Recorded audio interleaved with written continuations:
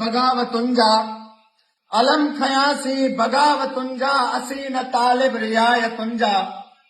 अलम खयासी बगावतुंजा असी न तालिब रियायतुंजा अवाई आमिर अवाई आदिल अवाई मुंसिफ अवाई कातिल अवाई आमिर अवाई आदिल अवाई मुंसिफ अवाई कातिल अवां जी मर्ज़ी जीअं बि चाहियो जो नांग नोड़ी मजा बणायो अया वारी न दीद हूंदी अवां मां कहिड़ी उम्मीद हूंदी तबो असांजी त आशिकाना असां लाइ सभु कुझु आहे सिंध माना सुनायूं आदि शिकायतुनि जा अलम खयासीं बगावतुनि जा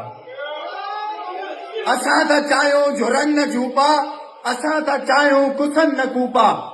असां त चाहियूं झुरन न झूपा असां त चाहियूं कुसन न कूपा असां था चाहियूं अमन जी धरती मोहब्बतुनि जी जन्नतुनि जी धरती न सिंध में को वबाल घुर्जे न दल्लो धारियो दलाल न सिंध में को वबाल घुर्जे न दल्लो धारियो दलाल घुर्जे न वेसो धरती संगो विलारे न मेरी अख सां कोई निहारे वया ज़माना शराफ़तुनि जा अलम खयासी बगावतुनि जा असां अवां खां घुरियो बि छा आहे असां अवां खां घुरियो बि छा आहे इहो चवण आहे खुलियो खुलाए असांजी धरती असांजी आहे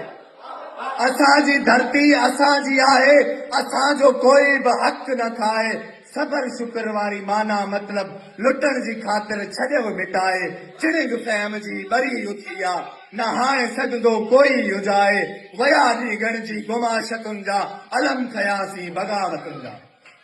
डिवाई ॾिस बदनसीब आहियूं डिवाई ॾिस बदनसीब आहियूं अमीर हूंदे गरीब आहियूं डिवाई ॾिस बदनसीब आहियूं अमीर हूंदे गरीब आहियूं असांजे वाता गिरह फुरिया अथव असांजे वाता गिरह फुरिया अथव ऐं पंहिंजा भांडा ऐं घर भरिया अथव असांजे वाता गिरह फुरिया अथव ऐं पंहिंजा भांडा ऐं घर भरिया अथव मकार आयो मकर कयो था कुझु था चओ था कुफर कयो था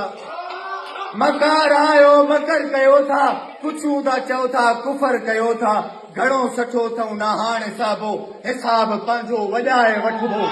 घणो सठो अथऊं न हाणे साबो हिसाब पंहिंजो वॼाए वठिबो यको छो ठेका ज़लालतुनि जा अलम खयासीं बगावतुनि जा अलम खयासीं